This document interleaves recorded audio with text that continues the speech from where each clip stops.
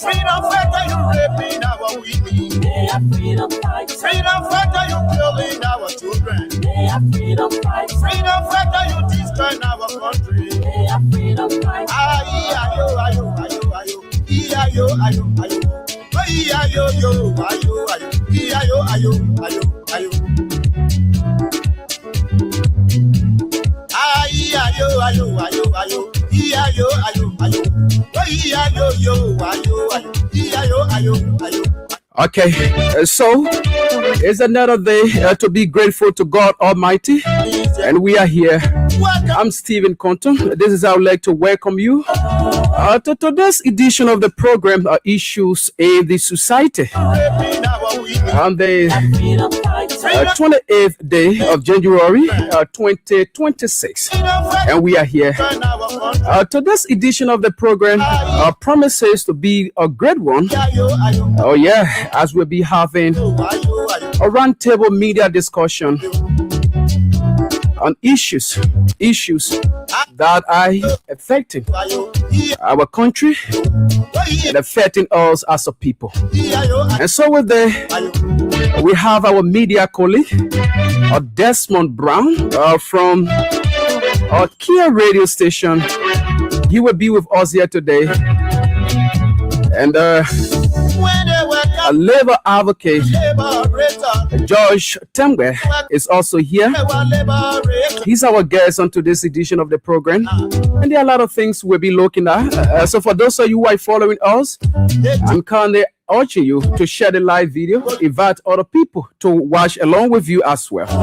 So there are a lot of things we'll be looking at, a couple of issues making rounds in our country, in our society as well. So we'll be looking at the president's Sunan address, and with specific take on the 70,000 jobs creation claim by the president. And also we'll be looking at the quote-unquote the economic growth, the 1.5 economic growth the president made mention of. We will also be looking at that. And on the overall, we'll be looking at the labor situation of our country with reference, to the decent work, child labor, protection of workers in Liberia. These plus many more discussion or issues we will be looking at today on today's edition of the program. I'm Stephen Compton. My colleague JAN.28 is also pretty seated. Jenna is back, and together we are going to drive you through up to 12 this afternoon. Let me welcome JAN.28. Jenna, the people want to hear you. Good morning, team. Good morning, Radio Land. Good morning, all of our Texas commenters, and to Aliu Masale, who's going to be here anytime soon, and the labor advocate. Good morning, Mr. Tegbe. And yeah, my boss, my colleague, my everything, Desmond Brown. Good morning. Hope you guys had a wonderful night. Okay, that's fine. And so very quickly, let me bring on our colleague, Desmond Brown. Desmond, good morning and welcome back home. But it's good to be here, and it's good to always be back home. And like you said, Kings FM is not a strange place to me. I work here for several years, and coming back here gives me the best spirit. I'm spirited being here. Okay. That I'm back. Back home. So I mean, it's a great place. Honestly, Kings FM is a great place. That's good. And want to appreciate you. For honoring our call to come and have this a media roundtable discussion. It is very important as part of our responsibilities as a journalist is to inform the people about things that are happening within our society. So calling upon you and with no hesitation to come and have this fascinating discussion is something that I must commend you on and I must appreciate you on. So let's cross over to our guest, Mr. Temwe. Good morning. Hi, Stephen. Good morning to our people in Radio Land, abroad. I mean, diaspora community. The Kings FM family is always good to be here, and I'm energized really for us to have the conversation. It's important that we have this conversation, because if we don't, our people, the common people out there, might think that everything is okay and the numbers being shared out are real numbers. But when you have people that are actually into the field, uncovering and unearthing these numbers, you then try to cancel out the fake numbers and present the real numbers. So we are here. Of course, no matter the trade you send me, man, people, I stay here. Manage your thing. Yeah, but man, you look good this morning. I when I saw you, I didn't really recognize you. See the way, see your dress code. I wasn't proposing. No, I'm being real. Desmond, look at the man. Man seemed to look like one of the persons who benefited from the sound. Yeah, definitely. That's exactly what I'm about to say. You know, the man got his share of the 70,000 job created by this government, and so that's very important in having you guys here. And so it is very important. So, like I said earlier on, we are urging every one of you who are following us. Robert Perez is following us. Conan is also following us. And we have Stanley Sharif is also following us. All right. So you can also make your own contributions on issues we are discussing this morning. So, Mr. Temwe, again, it is good having you here. Now, let us start on this. Money, the president was able to address the nation as part of his constitutional mandate, you know, to be able to inform our people about progress, you know, his government has made over the years.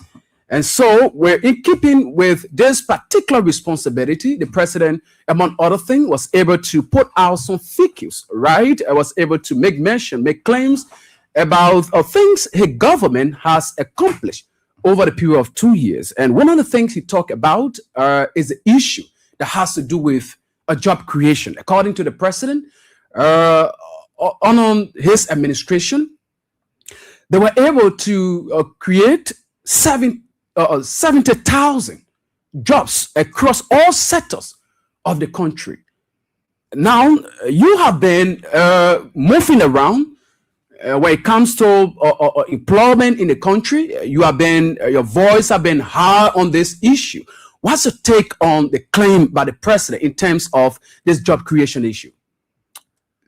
Thank you, Stephen. That's a very good question, and it's good to, like I said, it's good to present these things as facts. You know, one mistake that we always make in this country, we always try to neglect statements from our leaders. Okay. How do I mean? When a president or a lawmaker, you know, staunch member of society, or one would say a statement, makes a statement, that statement is a policy-driven statement. So such a statement should be backed and supported by data. If the data are not provided, then we tend to question how the statement become true or become false. So before I jump to your question, it's important that I flag this thing out before I forget. Representative Emmanuel Dan, perhaps it would be good that he also pay the workers so that that other number from his Joy FM station, we can add it to the president number, saying the people were already looking for numbers. Okay. Representative Emmanuel Dan, it's important that you stop treating people like slaves. Those people have worked for you for over 13 months. You still owe them salary. The last time they got salary at Joy FM was in December of 2025. And in December 2025 was the last time Representative Emmanuel Dan of the Unity Party paid his staffs. And he paid them against 2024. So he still owed them for 13 months. Now, that is not just the icing on the cake. The icing on the cake is that people that are working down there, nobody has contract. Nobody had ID card. Nobody have any form of fixed term contract. Example, as mentioned in the 70,000 job that was described by the president, they said that these jobs were shared into different sectors, informal sector and formal sector. Formal sectors. So it means that there were provision of contracts and employment documents, but Representative Dan cared less about the people. He went to the people, begged them in 2023 between June to August and September. So you please give me your 4 months salary. Let me add it to my campaign money because I am broke. Those workers sacrifice their money. These are all allegations. No, these are not allegations. I investigated this case, and it's because of the revelation I'm presenting. That's why the lawmaker had called these workers to say that he wants to start issuing ID cards, begging them to go back to work as of Monday. So you come to work, we'll get your ID card from ID card, then we'll start on contract and extra Z. So I'm encouraging all of the workers from Joy FM. It's important that your rights be respected. Stay home. If you don't work, Representative Dan will not make money to from the station. Okay. So tell me, let now address this precedence issue. I agree. We are going to address the precedent issue, but I just didn't want to forget that part. Okay. So now, on the issue of the 70,000 jobs, the jobs were broken down into pieces, right? The president said, and it was supported by the person from the Ministry of Information, Daniel Sano, and his boss.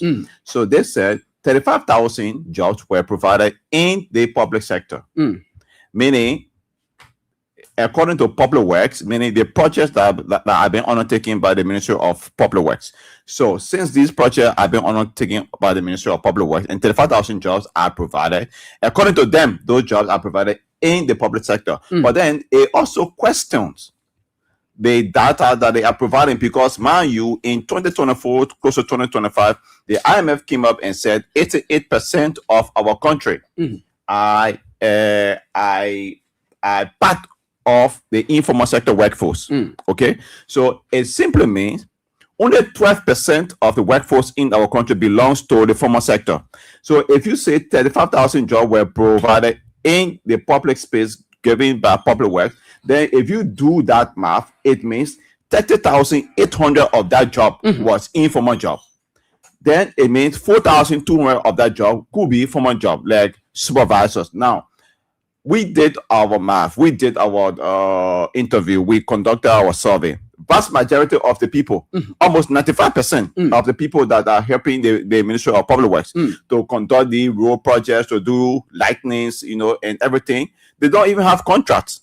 According to the International Labour Organization, job must be equal to decency. Okay. United Nations Sustainable Development Goal number 8, it says when an employment is provided to someone, that employment should be decent. That employment should provide safety and security. Are these things being provided in these jobs that the president talking about, according to the infrastructure or public work sector? No. The question is no. Okay. So that number is unrealistic.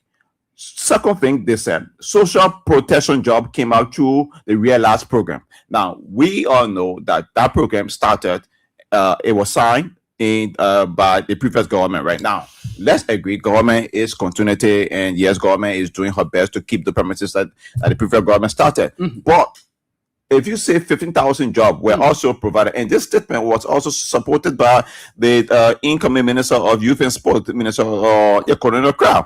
So she said, indeed, 15,000 jobs were provided in this REDA project. But let us not forget, this REDA project was a project that came up to support youth and small businesses. It was also referred to as entrepreneurship projects, right? So if 15,000 jobs is here, how then you come back and say small businesses and youth entrepreneurship brought about 8,000 jobs? So these dots do not connect.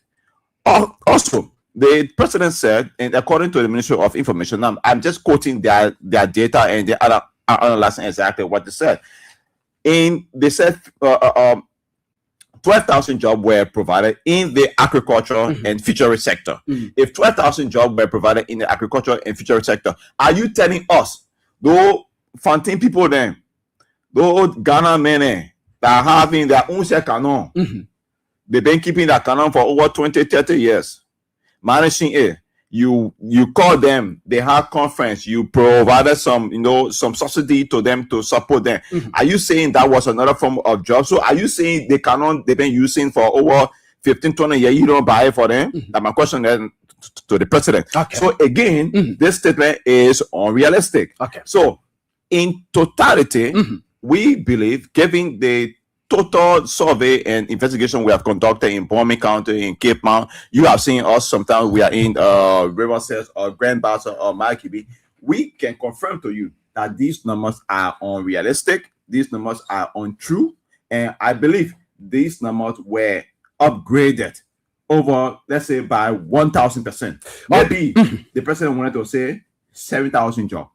Okay. Then maybe someone came and then pushed the president and added one number to the 7 to say that's 1,000 jobs. Okay, so that quickly move over to Brown. Desmond, what's your take on this issue? Probably you like to ask our guests a question, but let's get your take. Well, I think the guests dichotomize the figures, and I'll just read for the public this information that is coming out. I think this will settle the entire conversation. Okay. The executive mansion has admitted that there have been figure exaggeration in the president's speech. Okay. Yeah, the executive mansion have acknowledged that some of the figures they put out, they are just unrealistic. Now, I will take one for an example, right? If you wrote in the president's speech and say 198,000 farmers that are in the cocoa and rice production were able to receive support to produce cocoa and rice. Let's look at what do we have as rice production on the Liberian market now. If that number stands to be a number that we can go by, 198,000 farmers producing rice, you will have country rice all around the market. Okay. So the fact that the government, through the presidential press secretary, has admitted that some of the things they say is not true. Allah. Yeah. Okay. I mean, that's just the simpler ways to say it. But she was saying some of the figures and, in fact, the actual document or speech or whatever sonar that should have been presented to the president was the wrong copy. Okay. Then we are in trouble as a country. Yeah, definitely. We are in trouble as a country. Because, I mean, I'm just trying to support what the guest is saying. Okay. If jobs are created, right? 70,000 is an astronomical number. 70,000 is an astronomical number.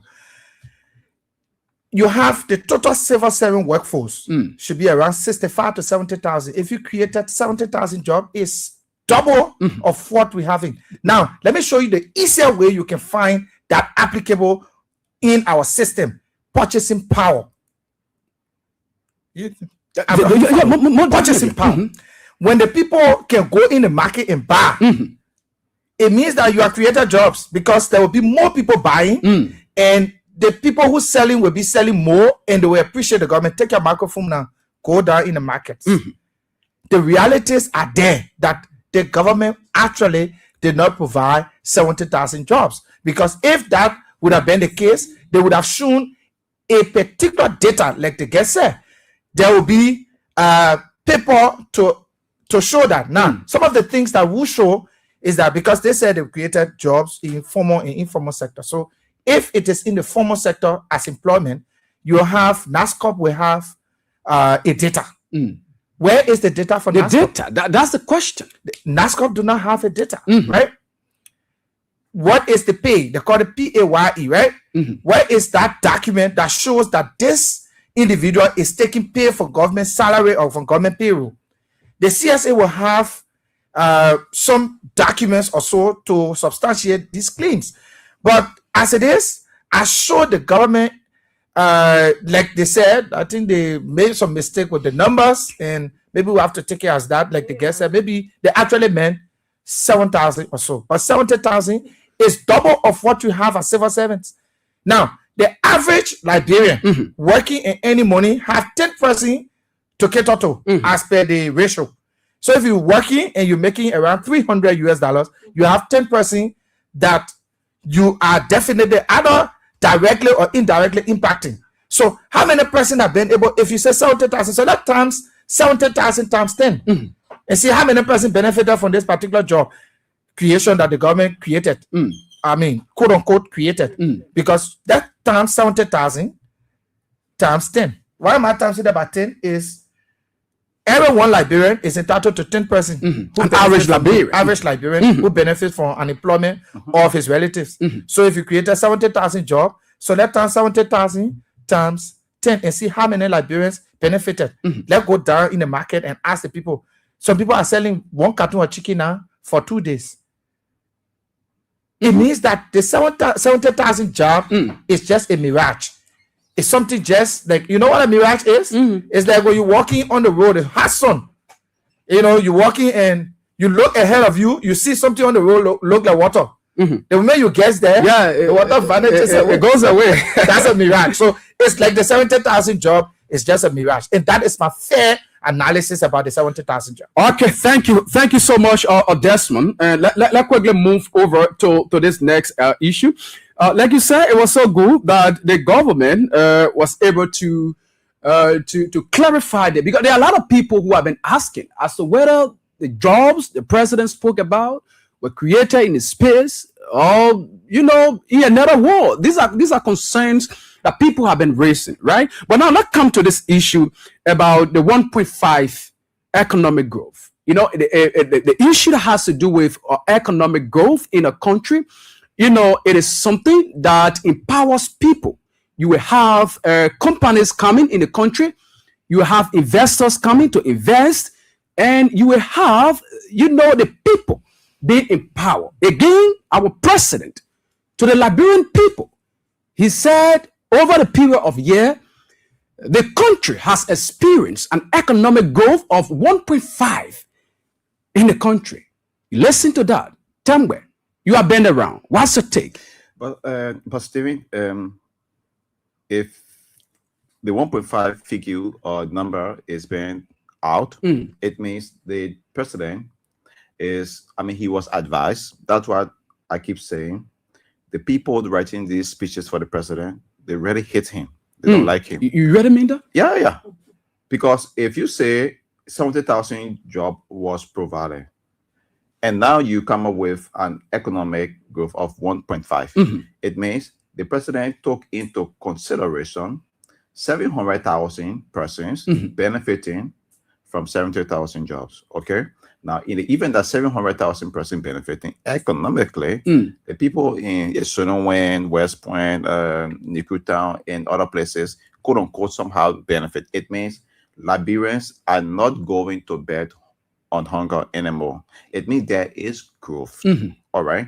But if you take your camera like Brown said and go out there in the public and conduct your analysis like we have been doing in the different counties, it will tell you that I don't think the 1.5 is feasible. Now, what I know is feasible given the new IMF report is that there is a projection of 5.1 GDP growth that we could have. That projection is only possible if the right labor economics practices are being placed on our market and on our economy. So I wouldn't say that this number 1.5 economic growth is a good margin. I think again it was overstated because the economic. Come on, Stephen. You listened to the vice president 1 month ago. He said that the government has failed the Liberian people in the issue of job.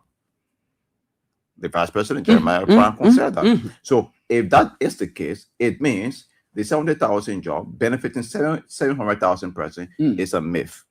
It means the figure is wrong, thereby affecting, because if you have a myth in 70,000 job provision, it means the 1.5 figure is also a myth. It could be slightly overstated. And against that note, I would say to you, Mr. President, your people did not give you the right data. They did not support you sufficiently with the information. I mean, I expected to see that the president will start to speak about the low rate of armed robbery in the country, because that I know it has taken shift. Okay. There is a low, rate of armed robbery in the country. I can say to you that the police are not 100% yet, but they are doing some good work, to be honest. So That could be a good boast of the president's speech. Okay. Other than that, the president wanted to influence the Liberian people so that they can go on the car road to clap for him the following day when he's running to work. When employment is, according to him, there, but without security. Now, according to the International Labour Organization standards and according to the Constitution of our country, Chapter 8 and Chapter 18, jobs are decent based on how they are secure. Okay. Based on where you have occupational safety and health.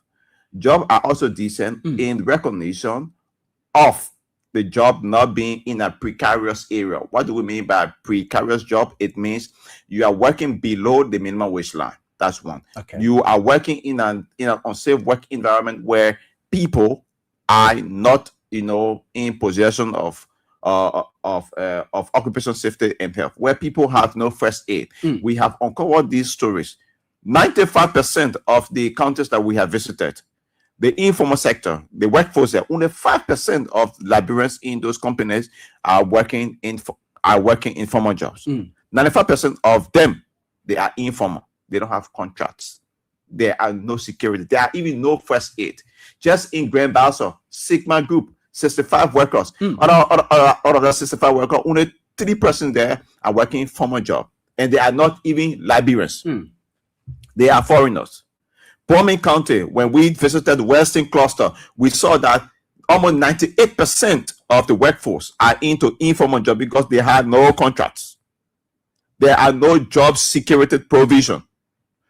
In Grand Cape County, King George, B Mountain Mining Company, similar thing is happening. GVL, Minor Manufacturing Company. So the list goes on. So, like I keep saying, the presentation from the president was good because he was trying to live up to the obligation of the Constitution in Chapter 58. But the figure raised up by the president, I don't want to say the president lied, but the people didn't lie to the president. Yeah, but before we go over to Brown, the president, he's the one, was the one who read the speech, and that speech was prepared. I think this before the Sunan. Don't you think that you have analyzed that owing to the fact, the economic situation in the country before taking such a step? Stephen, if you would say that the president did not analyze that speech, I could argue with you and say that I'm true. Okay. Perhaps the president analyzed the speech. It's also important to note that the president is being taught while he's on stage. I'm not saying that because I want to say it. Okay. If you watch the Sonan address, you can listen to the president asking the protocol whether it's important now for him to tell the Chief Justice to sit down. So if that is the case, that tells you someone is working behind the scene, telling the president exactly what to do. Against that, no, I don't believe. I'm of the conviction that numbers presented to the president are not in the full knowledge of the president. I also believe that these things are coming up because people want to show themselves, and that is why Kula Banat Fofana was on OKFM this morning, angry and saying that information provided to the public from that Sunan address were not the actual information that they provided to the public. So you see, so there is a misconception and of it yours. Okay, thank you. Brown, let's get you on. You know why I'm laughing? If the president manned the stage, right, the podium, and says to the Liberian people, flour have dropped from 35 to 35, then it's a problem. Flour, the price of flour. Say, we have dropped the price of flour from 35 to 35.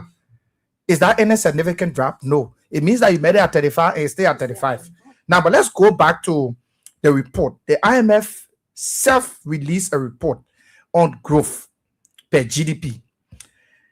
They were clear and said growth per GDP will be around 4.6%. That's what the IMF said. Now, to corroborate that particular number, the third quarter report of the Central Bank of Liberia, Central Bank, that carries all of the data and whatever in terms of monetary, policy of the government says GDP per growth will be what 4.6% in the third quarter. The third quarter we're already in it. Where did the government take the 5.1 from? Like they said, we are analyzing it based on what I'm a journalist, and I believe that what I'm saying is just fair enough for the Liberian people. If we are saying 5.1%, maybe the projection. No, but this projection, right? It's not what even the very IMF that they were quoting. The very IMF said 4.6%. The IMF did not say 5.1%, but hey, let's take it as face value for 5.1% growth. If you look at the economy now, does it look like one that will progress up to 5.1%? Now, we can be pessimistic or so, but the honest truth is that the numbers that were read in terms of some of these things that were talked about, I'm not too sure they were realistic. Has the president done some things? Yes. There are some positive things that the president have done. I thought they would have used that as a means of convincing the Liberian people, but most of what was given, like the guest said, if the executive mansion, the person who speaks for the president says the real speech that not what the president read, and I keep saying it, then we are in trouble as a country. Okay. Because you cannot give the president the wrong thing to say to the Liberian people, or the figures that were in it were fabricated or so. Like he said, the speech is prepared by sectoral leaders, sectoral heads, right? All the sector heads come different together. sector, government sectors. Yeah, they do their report, and they synchronize the report for the president to read. Now, why it is good, that is why often people say it's good to always have the presidency to a younger person who spends time looking into some things. I do not hold that view in a way. Anybody can be president. But again, they have a point that a younger president will want to go word for word, verbatim, what was written, and checked those facts as to whether they are real. Because trust me, if you made me Minister of Education and I want to impress the president, I'll put figure that, like they said, they fed 239,000 children across the country. How they did that? No data to prove. The president, the Minister of Education wants to prove a point. Yeah. Okay. They want to prove a point. So everybody wants to prove. A point. Now, the same thing, and I will say this: no strong feelings. Okay. The very thing that was happening around President where ministers were fighting for proximity, is the same thing happening with the United Party. Okay. A lot of people, ministers, but they aren't having the proximity with the president, and the best way to have proximity is to impress the president, and that is what we're going through right now. That's what I can say. Okay, all right. So now up next will be this labor report that you published just in recent time. But before then, while still on the president Sonan address this morning, the information minister also confirmed that the report the president gave on the 780-kilometer road, being paved by the White House administration, that particular information is inaccurate. That is, in other words, for people who are down there to actually understand what I'm trying to say is that the president lied to the Liberian people in a broad day. He lied to the Liberian people. LeBron has said earlier on, Josh, you have been speaking out over the period of time and continue to speak out for a better working environment, for a better Liberia. So with these things coming up, with government officials themselves coming up to tell us, we the common people, that we are lying to you people. Everything the president said, S, Y, and Z, these are all lies. What do you make of this? What it takes for our country in terms of accountability? What this means for our country and our governance system? Stephen, it just means the governing structure has erased something they call hygiene and sanity. Okay. If there is hygiene and sanity being supported in any government, that government would tend to respect how they present information, how they analyze their data, and how they, discuss issues affecting the lives of the Liberian people. Unfortunately, this is a long-standing problem. Okay. Where every leader, when they come to power, people around him in our country was the first statement that will come from them up. They say, "It is our time. We have waited for so long." Now, when that statement leaves, the next one come up. How do I get proximity? Like Brown said, everybody wants to. I mean, then there come about the situation of power struggle. There are every block. I can confirm for you in this government, there are 6 different blocks. Everybody got their own clique. Okay. Everybody got their own era of belonging. The information minister got her own group. The Kula Bana Fofana got her own group. Foreign minister got his own group. Got her own group. Everybody got their own clique. So, given that, one group want to present the situation that they are a little bit better or the pushing. And this is the reason why I'm against currently the Minister of Labor, and I'm still calling for his resignation, because he believes that his owner group wants to prove to the president that they are good with revenue generation for the country through the aid and work permit, forgetting the original mandate of the Ministry of Labor that talks about supporting and defending workers. Okay. So you see that. So when these things are happening, then everything boils down to greed, selfishness, and last thing, a power struggle. So this is a situation that we have, and it is sad, but I wouldn't say that these things cannot be solved. Okay. They can be solved, Stephen. The only way they can be solved is when we have a president who is willing to read, like you were saying, read information that are provided to him. I believe that the president read this speech, but I don't believe he entirely read the entire speech, because the speech is bugging. That's one. 2, perhaps the people told him, say, Mr. President, don't worry about that speech there. Instead of the president taking 2 months to observe and totally condense that speech, they will say, Mr. President, you can do the thing here in 2 days. Don't worry.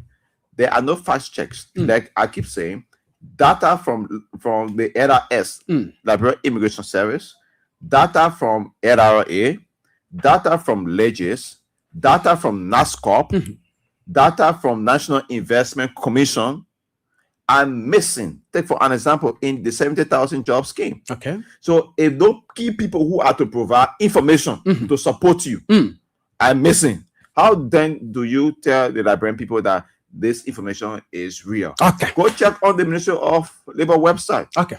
And I believe these people did not contact or consulted Minister Cooper Crown on the whole 70,000 thing, because Minister Cooper Crown will not be brave to say that he provided even 30,000 jobs. Okay. As was being heard by the fishery boss that said that he indirectly provided 30,000 jobs, but the president was only conserved to say that he provided 12,000 jobs. So these things do not match. The dots do not connect, and we can say that there is a mismanagement in the governance sector of our country.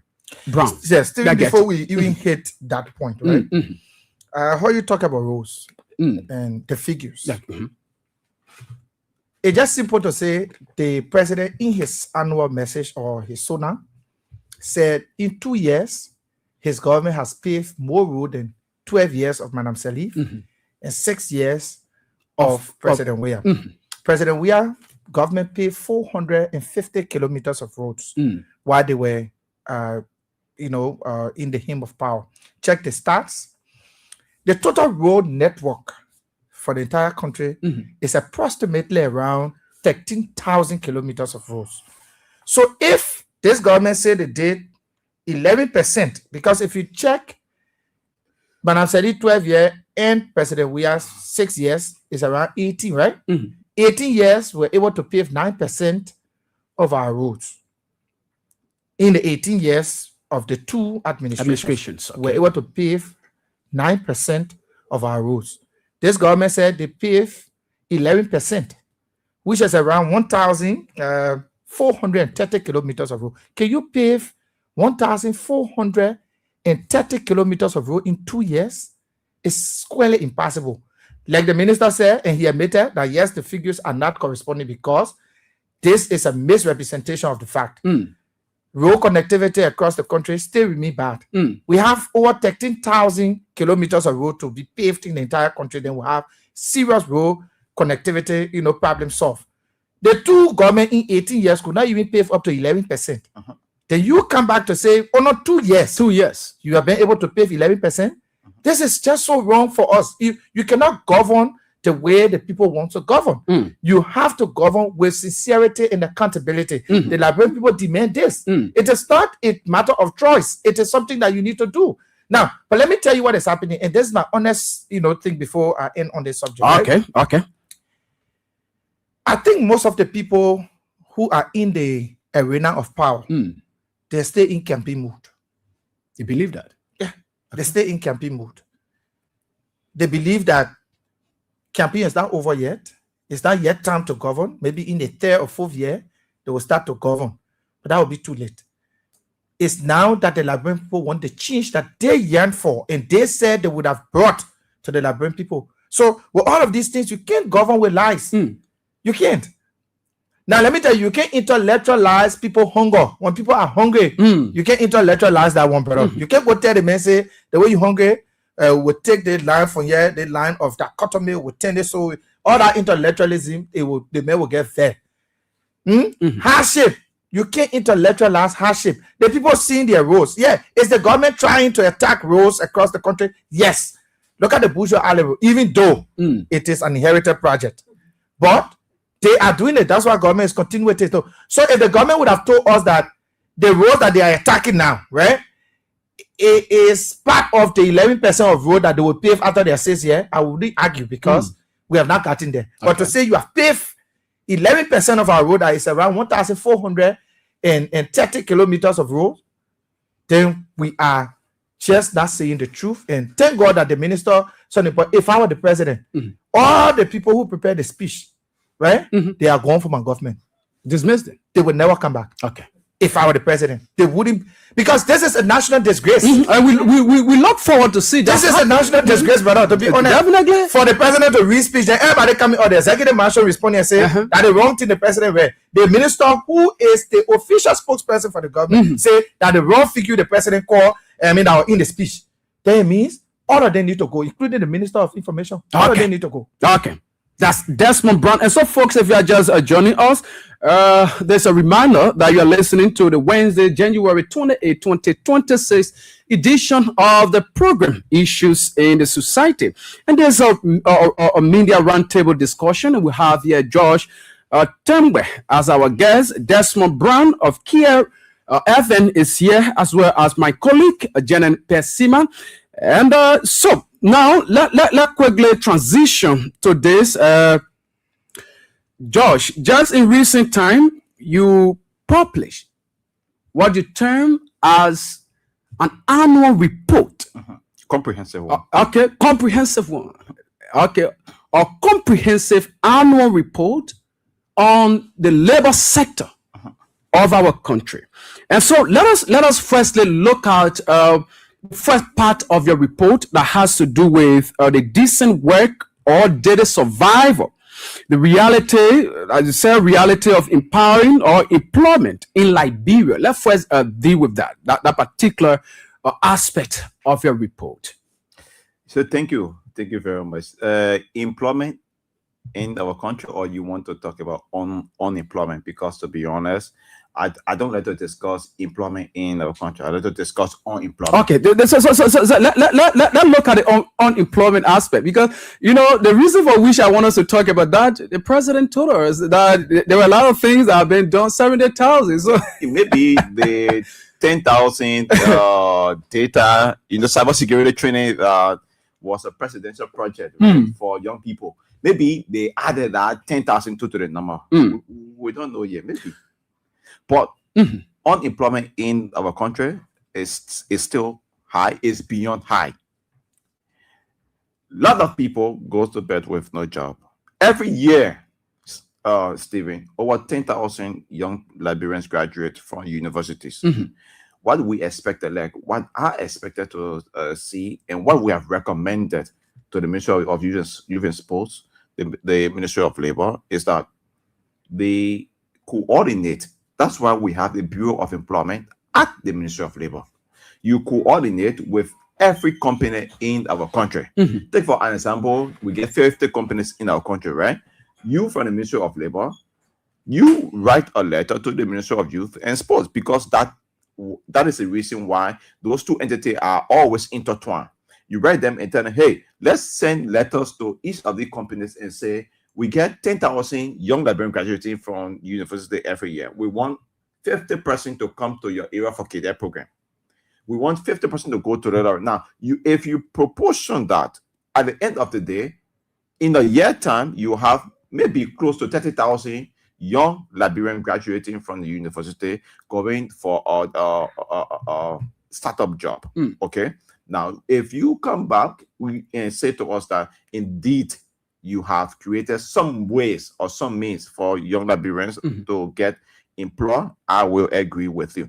Other than that is not happening. All we can say is that unemployment in our country is still beyond the imagination of the ordinary librarian. I don't have the data for you now, but just last week we were having the conversations on it, and then we realized that vast majority, almost 95% of our young people graduating from university will have to go back to the wheelbarrow, go back to the scratch card, orange meaning, data meaning, and do other petty businesses just to get themselves. And you don't call that employment. That is another form of casual labor. That is another form of daily hire. That is another form of, someone will say, subsistence farming. Okay. Or farming that take place, behind your house, where you reap the crops, then you cook it, then you eat it, then you go back tomorrow to go plant a different one. That is just the kind of situation that we have. But on the issue of the Ministry of Labor and her function, our annual labor report came up with a report card, and the report card is very clear.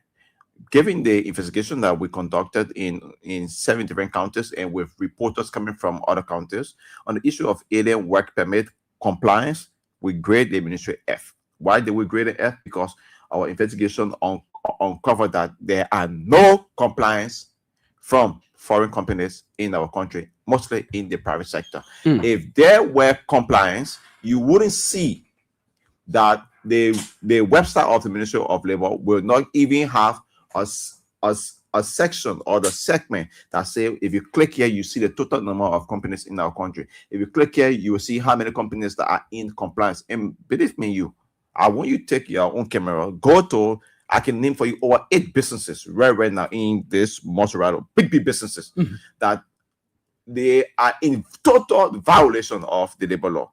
In fact, they don't even have permits. They don't even have documents.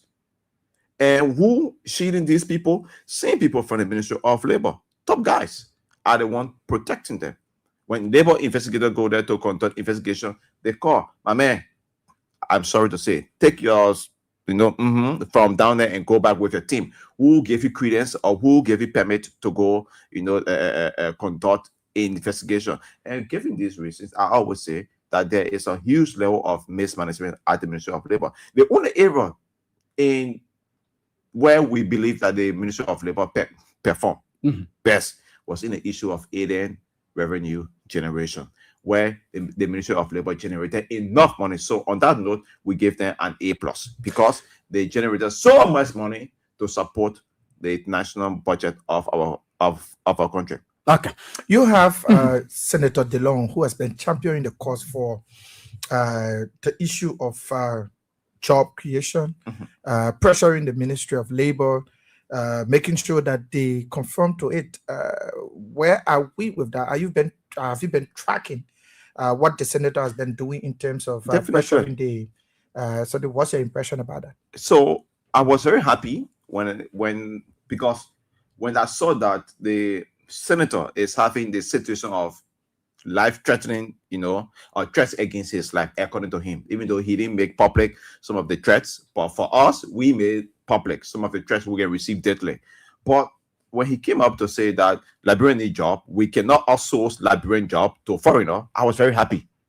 Honestly, I was one of the persons that said Senator Dillon is doing exactly as I was expecting in this second phase of the government on Unity Party, because this is his government. He brought this government to power. Sadly, when I saw that meetings of the minds that took place between the senator and the Senate Committee Chair on Labor, Senator Thomas Yaya Nimle, and the Minister of Labor, after that meetings of the mind, I concluded that maybe there will be changes from the angle of the Ministry of Labor. Because the Senate Committee on Labor Chair said there are information they don't know about. Senator Dillon who also said, and which is a slap in his own face, giving his oversight responsibility. He also said there are informations that the ministry, according to the ministry, they are publishing, but they at the Senate don't know about it. How then do you say you don't know about it when you're a member of the committee and you the chairman of the committee? So you can submit these people to always supply you with information, even monthly or quarterly. You can do that, but they are not doing that. Now, when you do that, you realize that it's either one has been compromised. It's either one because of threat, quote unquote, less threat against his life. He don't want to speak up anymore. But this is a challenge to the senator. They're both senators, Senator Thomas Yaya Nimle and Senator Dillon. Please, I wrote the minimum wage draft bill that I sent to Senator Thomas Yaya Nimle. I was shocked to know that up to present, they have not called us for us to dissect that bill to them. They have not called us for us to explain to them what we mean by the declassification of the workforce. They have not called us to ask us what we mean by conducting labor market KPIs, latest KPIs, LRA KPIs, before they go about, increasing minimum wage to 250. Because if you increase minimum wage to 250, this year, next year, maybe the economy gets worse. So are you going to go back to legislature and say we will reduce the minimum wage again, or we want to increase it? So you need to conduct different form of labor survey. You need to conduct the labor market survey, the latest survey, the LRA survey, and KPIs from other indicators like the National Investment Commission. So when you do all of these things, then you can say, okay, the tripartite declaration as instructed under the Ministry of Labor will then meet and we create the minimum wage commission. Let's sit down now and say, yeah. It's important that based on the informal sector, the performance data show that the people are working more. So they increase their minimum wage in the sector. But all of these things has not been done. And we are shocked, and we are still shocked. Both senators have not called on. Minister Kubaka, we are rating him more than 20 times. We are the one exposing information for them. We were the one that even went to Grand Basel and exposed that there is one man who I'm going to call his name on this public platform. His name is Naveen Madam. He works for the Liberia Agriculture Company, where the minister was just from recently. That man got 3 positions that in the mail. The man is serving as a construction manager. He served as a factory manager. He also served as a warehouse manager. One man getting three salaries at the expense of Liberians, where they are qualified Liberians to do the job. The minister went there and he said that these people, he want the man to step down from 2 of his jobs. The truth is, the man refused to step down. The man is still working in this position as we speak. So this tells you on the hike at the zenith level how the mismanagement of the sector has been conducted on this minister. And it is of this background that we keep saying, if that Ministry of Labor will improve, Minister Kubaka, we have to work. Okay. So, Temweb, one of the messages by their government during the campaign time is an issue that has to do with children selling in the street. This child labor issue. I can remember the president. That number 2 was the president was also added to the 70,000. The president, then opposition leader of the Unity Party. A line over that situation. The children are all in the street. I agree. Between cars, selling, cracking racks, and all this kind of thing.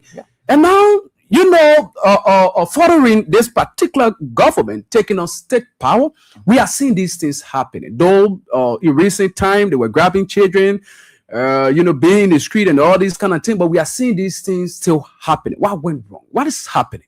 So when people tend to forget, this is why I keep saying the Freedom of Information Act that was passed into law, that act is weak.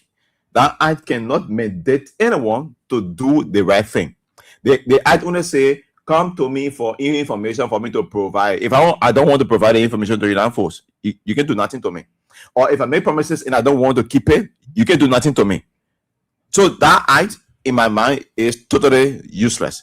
There should be an act that says freedom of information, yes, but if staff member of the government or cabinet, members provide information or promises on these things, they should do it. If they don't do it, these should be penalties.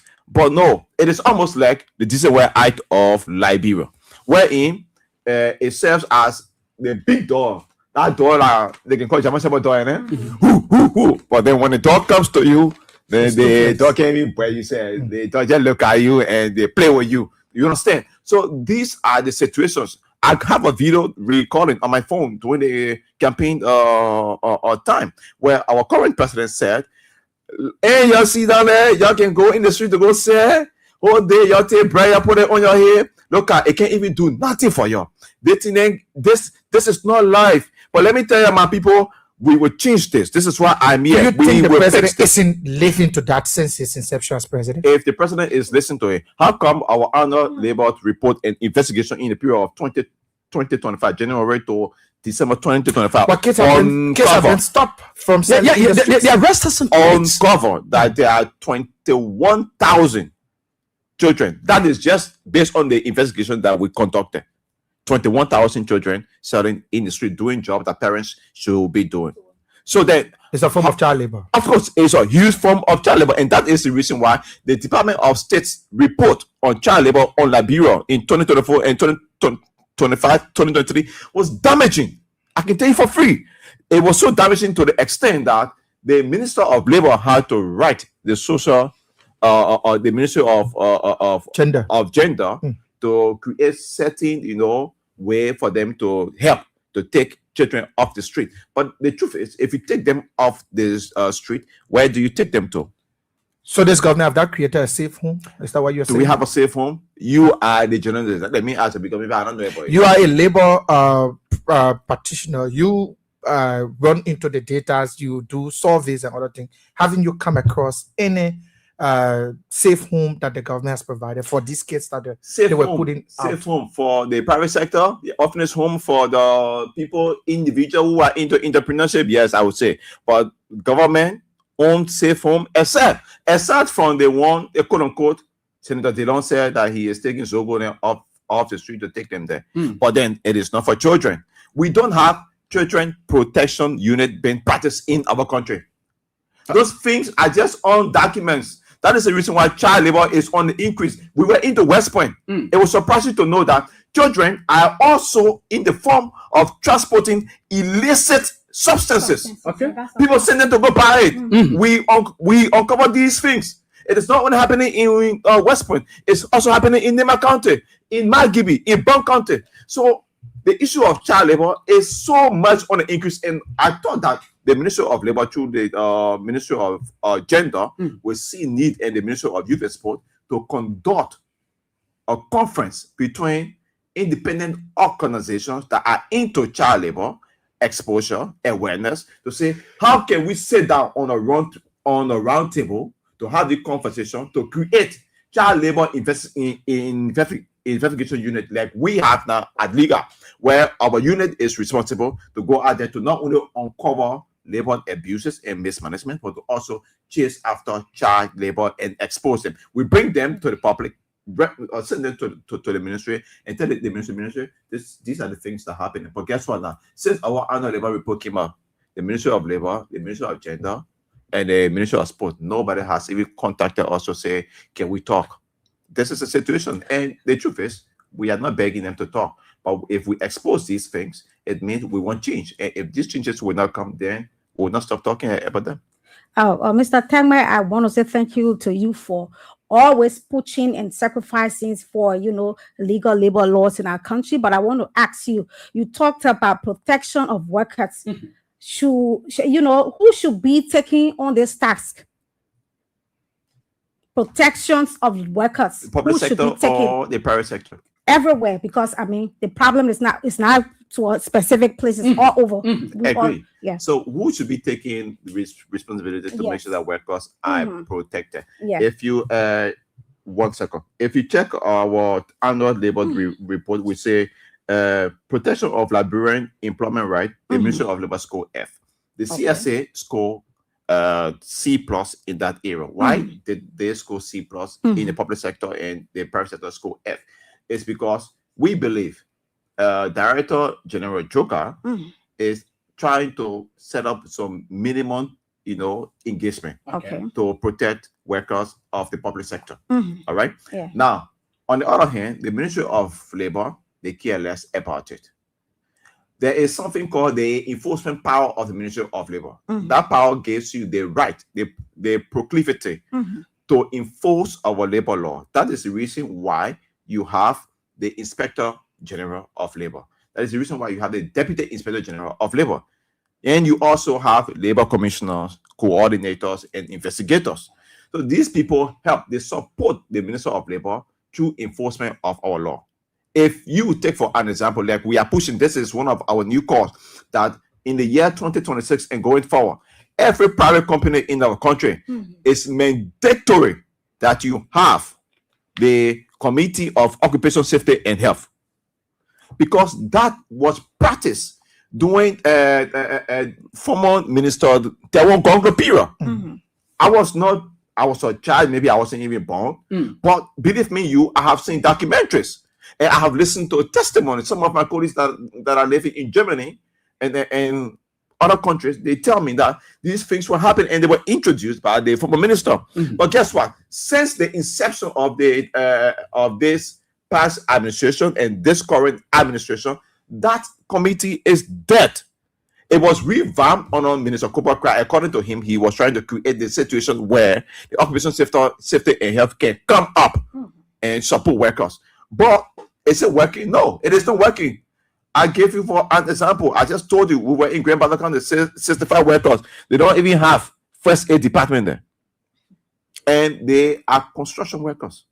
They don't, if someone get caught, you go home to go treat yourself. You are claiming on scaffolds. You don't have safety belts. Who should enforce these laws? It's the Ministry of Labor. So I have an addendum to the question my sister asked. You gave CSA C plus on the protection of thank you. Protection of Workers, workers In the public sector. in the public sector. This is the same CSA that requested the dismissal of few employees from the Moravia City Corporation for expressing their views on issues in the public. How then did you derive at giving them C plus for protection? They were dismissed in what period? Now we need to understand the period under review. Our annual labor report covers January 2025, December 2025. In that period, given our investigation, we understood that the CSA has created platform to protect work. Like for an example, one of the many platforms is a platform that has to do with wages. Okay. One of the easiest way to protect workers in our country, according to our law, you have to look at firstly their wage. So the CSA is doing her very, very best, and I can say to you now, I'm not the PR for the CSA boss. I've never met him before. We are not friends, but I can say to you that there are situations, there are plans to make sure that public workers in our country be paid twice every month. This is not myth, because I have seen some documents to support it. So I know this is in transition. I don't, like I said, I want to be on record before people and things say the CSA boss tell me to be here on the PR. No, but these things are not happening. There is no, now you talk about people being dismissed. I believe that was in 2024. I was one of the persons that was even pushing. So it doesn't cover your reporting so period. It does not cover our period of reporting. But in fact, I was one of the persons that was on air on almost most of the radio stations saying that the CSA boss should give those people due diligence. And if they were not in compliance with the CSA manual and policy that support workers or tell workers how to operate at the job site, and he dismissed them, then he has legal ground. But in the event that they were in compliance and he dismissed them, then it is only important that he reinstate them. He did not reinstate them, and I believe maybe, I don't know, but those period took place in 2016. Yeah. So, Bram, I'm coming in regards to that. I think before coming up with this report, you must have probably have an interaction with people at the CSA to get details, information, and all these kind of things. So with the concern that my friend and brother Brown has raised about the dismissal of these people as a level advocate, don't you think it would have been better to go and accepting this information? Yeah, that's very true. And at that time, like the period on review 2024, we were transitioning into becoming a vibrant labor institution. We were short of workforce. We were short of many things, so we were not fully equipped in going out there. And at that time, there were so many cases of wrongful dismissal and bad practices in the private sector. The cases outnumber the case in the public sector. So at that time, it was only prudent that we focus on the private sector as our benchmark starting point, and then see how we can move forward. But in this period, in this 2026, the public sector is one of our major priority, and we know that we are going to uncover some of these things. But when I'm talking about the increase in support to workers, take for an example, every public entity right now, I have been to many entities in our country. They have improved their sanitation and hygiene component. I have been to many. So that outnumber what was happening before in 2024. Many places now you will go, the hygiene is nice, the bathroom are clean, and there is nothing that discriminatory treatment where the minister will say, you don't clean the bathroom today because I'm not using it. So against that note, I keep saying my argument is not against wages. When it comes to support from the public sector, my argument is not against wages. My argument is that there have been checkpoints erected under the support, like the sanitation and hygiene unit in the public sector. And I can say to you that the DG of the CSA did well in that area. Until we can authenticate his new plan to pay people twice every month. We have seen the documents. We'll review it when it takes shape, and then we try to understand whether it's true that these people are taking. Did your organization, and I mean this is SAR, right? Did your organization advocate for public sector workers? Fact that our budget has hit 1.3 or 1.2 billion dollars, and with civil servants still taking what they're taking, paying them twice a month doesn't change anything. I agree. Had there been any advocacy in terms of reaching that point where our budget is 1.2 billion dollars, and for a push for civil servants to have more money added to their definitely salaries? I agree. And guess what? We have done that more times with that number. We were on record. There was a time we were at Freedom FM. There was a time we were on Cape FM, and we called the Minister of Finance to say, Honorable Minister, it's about time that you live up to your promise. You said in the second half of 2025, no public worker in our country will make below the minimum wage. And he even made mention of this budget. Thank you. Also people taking paid twice a month. He also made mention of that. But sadly, the minister did not do that. People are still taking pay below the minimum wage. I can say to you, we investigated 25 immigration officers from Liberia Immigration Service. They are making $75 Yes. We also talked to people from the fire service. They are some of them making $65 Some making 50. So you see, so we have investigated these things, and on that note, we can safely say to you that the Minister of Finance lied to the people. He did not live up to his commitment. Okay, all right, Josh. We are pressed with time, but let's go to this talking point. After that, then we can be able to hear from our people out there. I know there are a lot of things to talk about here, and we are going to reschedule this particular media roundtable discussion. I know my man will be around at that time. But now, most important, right? You flag the issue that has to do with mismanagement, corruption, among other things, at the Ministry of Labor. And just in recent time, the minister was able to take some bit of action, suspending people, quote unquote, who were involved into corruption and other things, and taking decision, right? Going after, foreign company to ensure that a foreign company comply with the labor law and all these kind of things. So with these things being done by Minister Kra, how then will you say that there are mismanagement and nothing is being done at the ministry there, corruption and other things? Sorry. It is sad to say that, that Minister Kra. Now, in the period of 2024, let's go back to record. In 2024, Minister Kra said he revoked 19 work permits, foreign work permit, right? It means he took 19 jobs from the foreigner and say, you're not supposed to get a job here. So it should have been replaced by Liberians. Thank you. It should have been replaced immediately by Liberians. That is not the funny part. The minister said he took 19 work permit back. Guess what? The law says if you are in violation of our labor law, you should pay a fine. You should pay 5,000 fine. They're not all there. That 5,000 fine, it means 3,500 plus 1,500. Now, after you have paid that money, the law say if the ministry finds out that you are not qualified to work in our country, that permit does not belong to you, our law say they should send you back to your country. Guess what? That 19 people there, the minister talked about, no document published anywhere. We not see nothing. We check on the minister website, up and down, nothing. We didn't see one plane or leaving from Liberia carrying the 19 people back to the country. So how then? So there is this thing, and one man who, the Director General now for LBS, Eugene Fagon, he used to say facts versus fiction. So this is the fiction part of the Ministry of Labor under Minister Kra. You took away 19 work permit. But guess what? Now? How can you say that you even took away 19 work permit when you are not even evaluating how these work permit are being issued?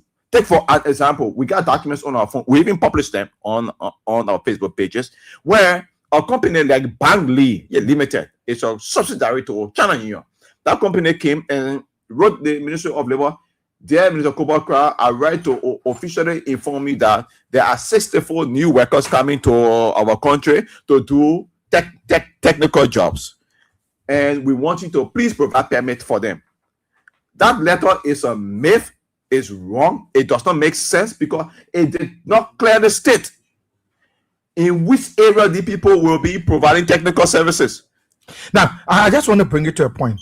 The labor law says that for every 10 or 1 foreign national that will be brought to a country, there should be 10 Liberians employed with that entity. So take, for example, a particular entity has 10 foreign workers. So 10 times 10 should be 100. So the Liberians there, 100. So have you also tracked that particular information to see whether these companies are in compliance or violation? And this is the reason why we grade the Ministry of Labor F when it comes to compliance in 2025.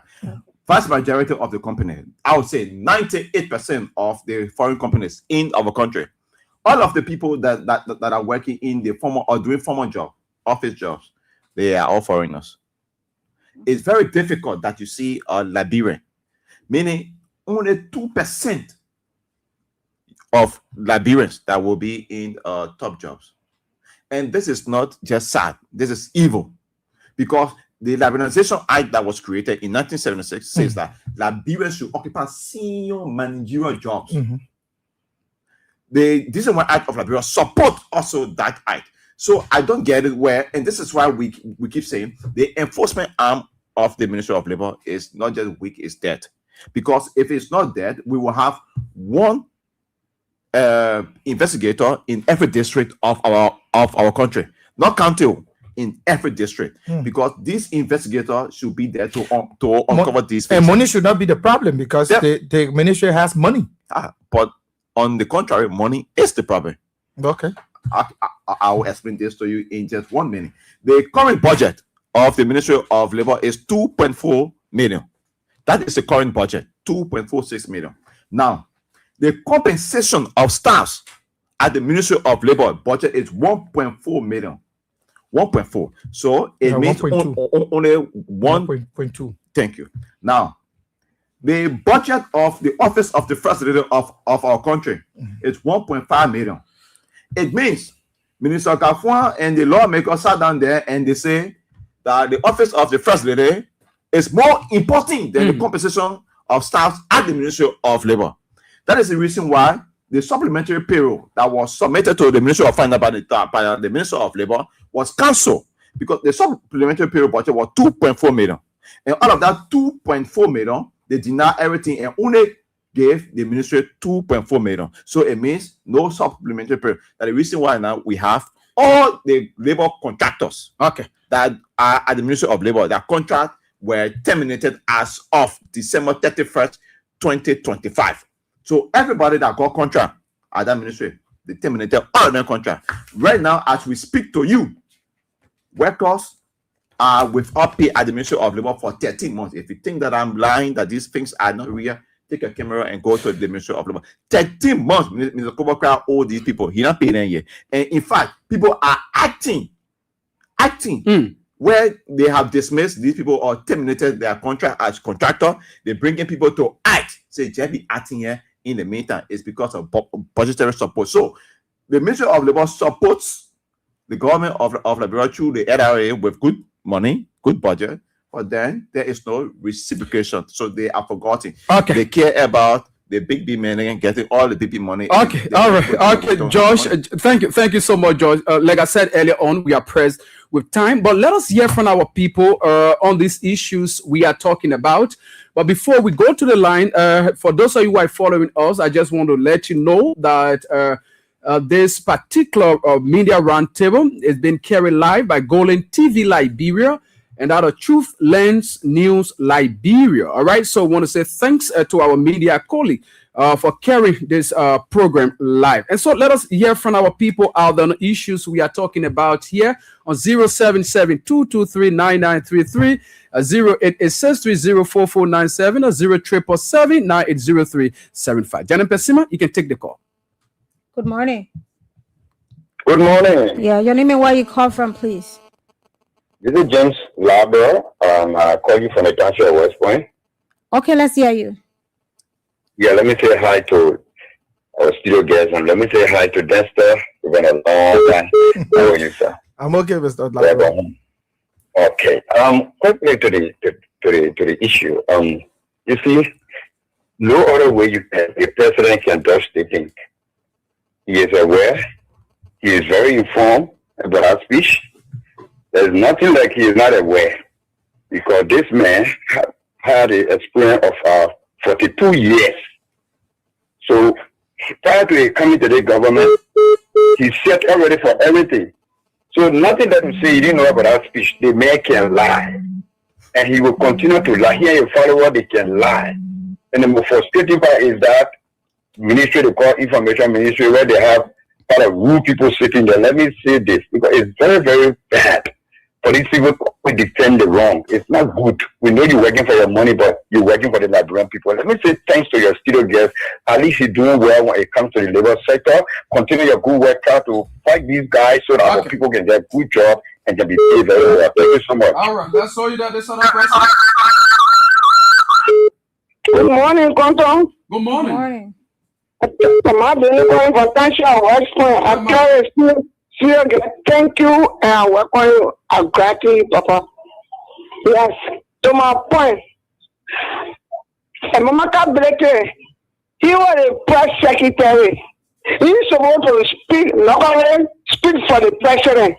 He's coming to many people that he's not a president, so a president, not a president people down there. Once you send an entertainment program, entertainment people and put it before the president and disgracing and disgrace our country. And a high small team. Secondly, I'm speaking to the young man, what we are seeing situation, young man, and we must go speak for us, young man. What is cleaner for U.S. Foreign Ministry? When the minister enter, we are waiting for Edmund. He said, I keep a one for like that, and I keep the phone, nobody can. I will employ you, will be here forever. You will not go nowhere. We'll go look. The assistant minister like that. Okay, let's hold you there. This other person. Hello. Thank you. This is Edmund Carr. I'm the visually impaired and now pushing for the re-election of President we are. Look, let me say money to my brother, Brown. Long time. Mr. Carr, Happy New Year. Yeah, thank you, man. Wonderful hearing you.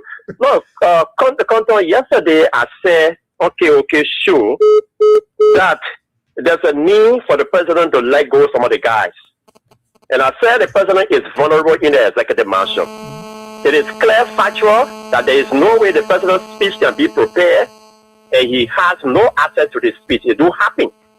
But at the end analysis, the president need to have a trusted friend in the executive mansion that will read the final draft before printing it. Any trusted friend in that mansion was Clarence Moluba. Now called that the Clarence Moluba. Yeah. But the president don't have. So all of the guys, the real United Party guys, they left the president vulnerable and go seek lucrative job. So at the end analysis, the president is left the room. Now look at the yellow machine. The guys told us that they are bringing 19 plus 19. It was displayed from China. They went and put in the president's speech that they are bringing all the 255 yellow machines. You put in the president's speech, flower price has dropped from 35 to 35. What are you talking about? You brought into this country 30 buses to 35. When you put into the president's speech that you have brought in 64 brand new buses in this country. The health workers are threatening for salary. They are threatening to protest.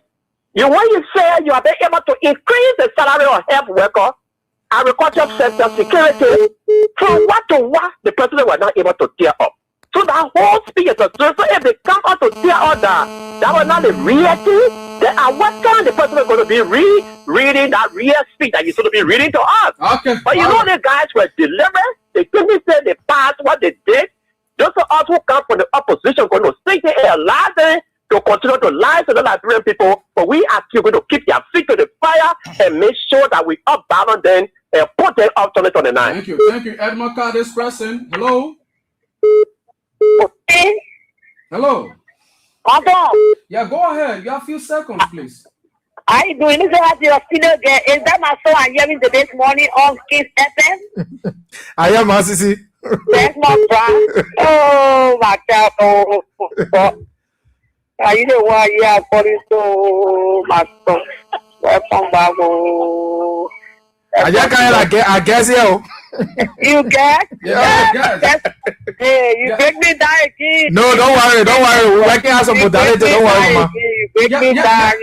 Okay, Master, we're talking about that. Am I crying for the yeah, but I know many people. We are out of okay, no time to waste. This person. Good morning.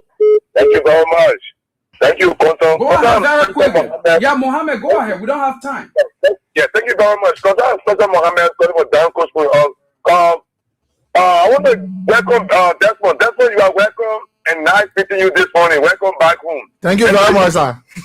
Thank you. To the issue, Konton, look, the president lied to us and was just validated by Kula Fufana this morning. So in my mind, the president has deceived us. In other civilized countries, the president is going to be making way because it happened in Great Britain when Boris Johnson misled the people, he made way. It happened in America when Joe Biden loses his memory, he made way. So in the honest opinion, the thing will be wise, the president made way instead of deceiving us. Thank you. That's all. Let's hold you there. And like I said, we are pressed with time. We have our next program coming up very, very shortly. So I know a lot of you won't want to talk on these issues. We are going to reschedule this show, but let us quickly, move over to our guest, just submitting for his parting comment. Josh. Yes. Thank you very much, Stephen. So, fellow Liberians, let me say this shortly. In the event that jobs are being provided to our people by the government, those jobs should not be casual labor jobs. According to the ILO procedures and principles, casual labor jobs are not referred to as decent jobs. So we don't regard that as employment. Also, employment should come with security. Employment without security means people are working in precarious situation, and the doubts in the personal number, the job number, the doubts do not connect, because 35,000 jobs from the infrastructure and public work sector, it means that you have created immense job for our country. And let me close on this. If Liberians were provided with 70,000 jobs, I can tell you for free, there will be no protest in this country, because 70 times the 10% waiting out there, 70,000 times the 10%, you get close to 700,000. So I think that the total number was wrong. The people lied to the president, and the president didn't do good for himself, because he didn't sit down to officially read through these things. Like I listened to Dr. Clarence Monova when he said it took them months to review the sonar message of the former president Ellen Johnson, because they wanted to make sure that information they are providing is backed by data and facts. And the issue on job were not supported by data and facts from the Ministry of Labor, from the leges, from LRA, from NASCOP, and from the National Investment Commission. So we believe that the president was unfair to the people of Liberia. Thank you.